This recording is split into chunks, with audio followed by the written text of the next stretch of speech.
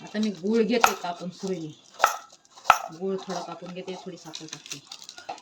गूळ कापून घेते बघा. यात मध्ये काजू बदाम हे करून घेतलंय. तयारची पावडर थोडीशी घेतली. आता हा गूळ कापून घेते.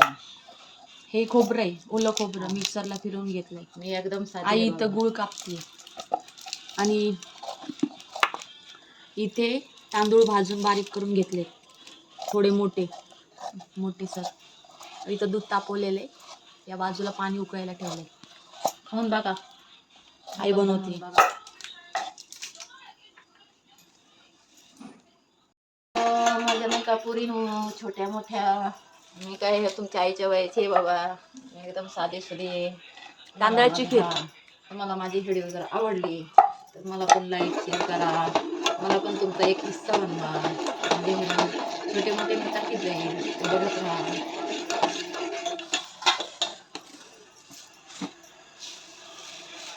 थोडीशी साखर पण टाकते ना त्याच पाण्यामध्ये. हे तांदळाची पिठी आहे बघा, भरड करून घेतलेली भाजून तांदूळ. जर माझं हे घरचे तांदूळ येतं, जर तुमच्याकडं चांगले नाही का म्हणजे साधे जरी असले ना तरी मग घेऊन चांगले वाळवून भाजून घ्यायचे. नाही तर बासमती असला ना तुकडा तर त्याची लय भारी बनते. बासमती तुकड्याची तुम्ही बनवून बघा, एकदा खाऊन बघा. बासमती तुकड्याची लय भारी बनते. किती वेळ लागेल?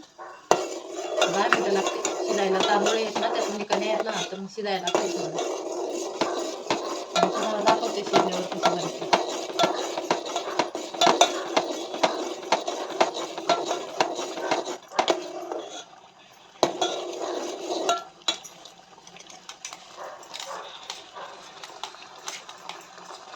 नारळाचं पण द्यायचं टाकून त्यात, शिजतं चांगलं.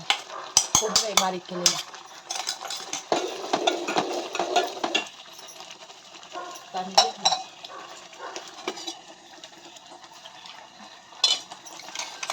काय नाही, नारळाचं बघा खाली हे होतं ना राहिलेलं, त्यात ते पाणी टाकून मी त्यात टाकते. घेऊन घेतलं भांडं कशाला व्हायला घालवायचं, आपण कष्टाने कमवतो.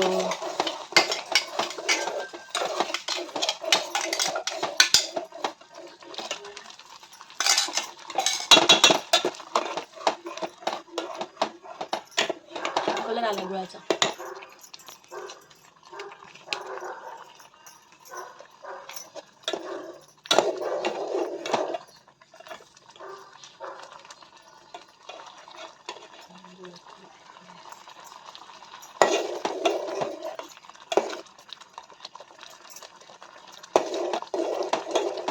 मला किती गोड पाहिजे तसं गोड करायचं.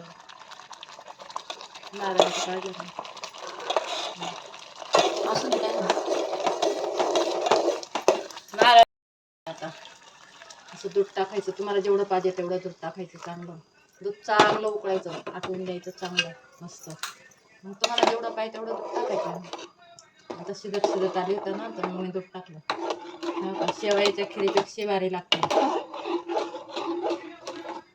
तुम्ही अशी खाऊ शकता, चपाती बरोबर पण खाऊ शकता.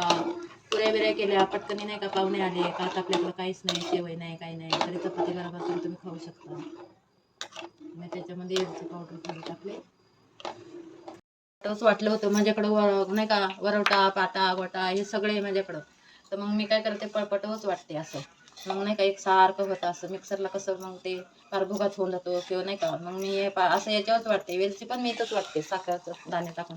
तर आता मी हे काजू आणि पिस्ता आहे हा, तर मग हा मी त्याच्यावर टाकून घेते. आणि बघा आता किती छान आपली खीर दिसणार आहे. तुम्हाला पण अशी माहिती जर असते ना तर म्हणले असते, आई तू काय बनवते. तेव्हा माझी खीर तयार झाली. आता हे बघा झाली माझी खीर तयार.